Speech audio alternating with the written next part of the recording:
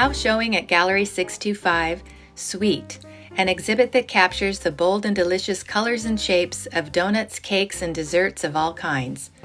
Artists and friends Paulie Laporte and Robert Ganzowski were looking for something fun and interesting to paint together during the winter lockdown earlier this year.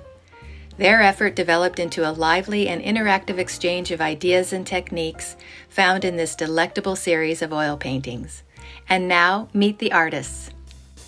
Okay, greetings. My name is Paulie Laporte, and I am participating in the Sweet Show here at Gallery 625 in Woodland. And my co-painter, Robert Gonsowski. As far as history goes, I painted for a long time. I took art classes when I was a kid at the Toledo Museum of Art. I painted for many years. I lived in the Bay Area. I probably painted for at least 20 years in the Bay Area. I moved to Sacramento 5 years ago, and that's where I met Paulie, and we began painting together. Yes, and my history is I grew up in Placerville, California, and ended up going to UC Davis, where I studied under Wayne Thiebaud. And after I graduated from college, I went on to be a graphic designer working at News 10 in broadcast graphic design. Robert and I met at Patrice Studios, thank you Patrice, which was one of the very fine places where you could gather with other artists and paint models or take classes. And it's during one of these figure sessions that I met Robert at Patrice Studios. Right. The Sweet Show isn't the first time we painted together as a duo, I guess. We started painting plein air together. And so there was one fall where Paulie and I painted all over the Delta, especially in the Clarksburg area, and we ate at little diners there and did our paintings. And then this past fall, we painted all up and down the American River. And those trips are where we learned a lot of our habits of painting together. So we're painting out and having a good time painting basically right behind my house on the American River, which was fun. So we were having a lot of fun, and the weather turned cold, and the studios that we were used to painting together at were closed because of the shutdown. So I said, well, I can probably get some space at my husband's warehouse. Would you be interested? He said, yes, I would, because you have a tiny apartment. Right. And so it just went by happenstance. We set up in the warehouse, and at first it was kind of dragging because we didn't really know what we wanted to do. I think we were painting, I remember I was painting lemons. So there was one day I said, I bet Paulie would love painting cupcakes. So I went to the local bakery, just bakery at a local grocery store, and I couldn't find any good cupcakes, but I found sprinkle donuts. And then I brought them back, and we both go, oh man, these are great. And I tell you, the floodgates opened. Yeah, well, I finally did go to Edore's for the Pandora's box, because I'm like, okay, now I want to have some nice ones, and I also want to eat one, so I bought extras. And that's when people always ask, did you eat these? No way do we eat those, because by the time we were done painting them, they were hard as rock. So I thought, well, it's getting towards the end here. I'm going to buy a couple extra, and they were good. So our day would begin, usually we wouldn't start too early, because why? It was cold. And it was cold, so our start time was generally 9 o'clock. But we had a serious schedule. So Tuesdays were off, but all the other days we would get at least 5 days a week painting like a job. So we'd get there at 9 a.m. and paint till we couldn't paint anymore. And by the end of the day, when we were too tired to really paint, we would start setting up the next day's still life if we hadn't finished that still life. To me, one of the best paintings we did in the show were the 24 by 30 pastry box paintings, which we really hit the ground running. And we did that because Paulie challenged me to do a bigger painting. It's funny because Paulie bought those really fancy pastries for that painting, and we painted really quickly. I mean, I struggled on some of the little paintings. It took me much more time to paint.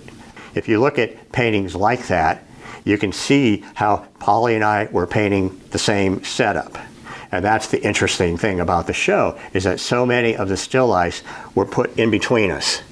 Paulie's on one side, I'm on the other side. The paintings are like flip-flops of each other.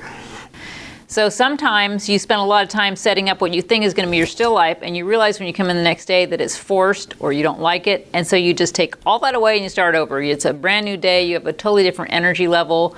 Maybe I had gone and bought some expensive pastries and didn't want to tell Robert how much they were. And I would just say, I think we're going to paint this today. And then when you get all excited, I'm like, oh yeah, all that other stuff out of the way, into the refrigerator where it stayed probably and ended up being thrown out. By the time all said and done, we had painted probably around 40 paintings a piece possibly, large and small. We painted from pretty much January to June, with maybe a couple breaks in between for other business. And but we just kept cranking out, and we have 50 paintings in the show, but they're not all we painted. No. You know, all day long we'd banter back and forth about the paintings, and music blasting out, but the great thing was we had this great productive relationship that anybody could say anything to the other person. For me, I never really had that experience for painting for 6 months with someone like that, and I think for me it really helped my painting too. It really was productive. Yeah, did mine, yeah. But the more I thought about this whole experience of painting in COVID, the subject matter itself sort of lended itself to the promise of gathering. Because when you buy a box of donuts, it's usually to share with others. It's a time of celebration. So it was sort of a preview of what the good things yet to come, that we're going to be able to get together again and celebrate being with people with these kinds of foods. It's sort of, I realized it was sort of a preview of the good things to come, that we were painting donuts and sets of donuts or 6 packs of cupcakes. This is an example of the strawberry cake. This is an example of a painting we did together. That's my painting. This is Paulie's painting. And you can see how the pieces are flip-flopped. So Paulie and I were on each side of the cake. And what feeds into this painting is that we really wanted bright, colorful paintings. You can see us painting in the green, red complementaries. I mean, the frosting and all that, or the whipped cream, is a lot more difficult to paint than you might think, but I think we both captured that.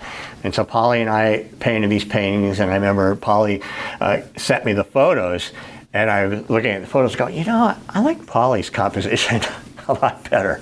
She did a bigger composition.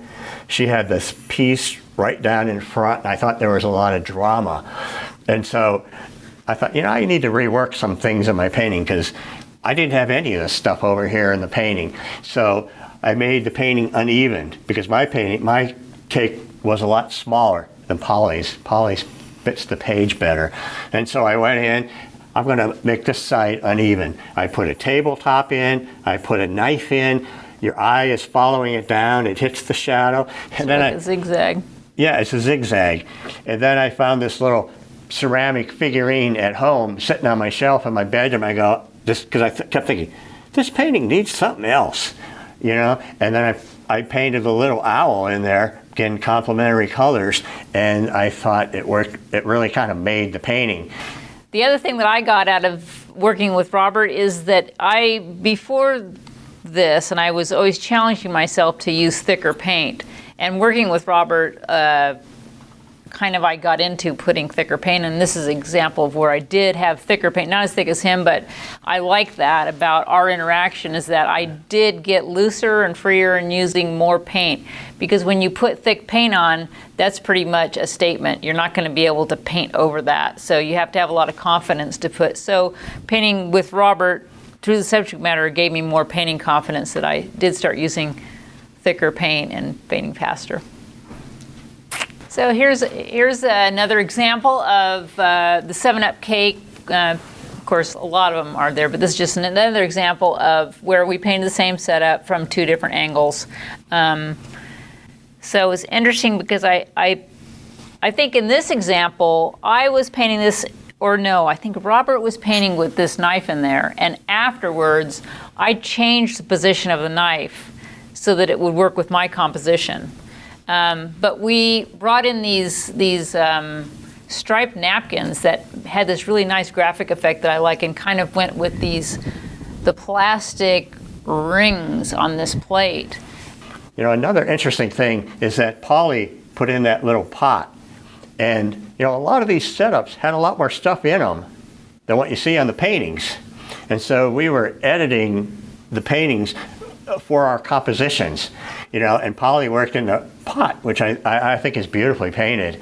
And I wanted to make the cake a little bigger and put in the drama of the cake, and so I left the pot out.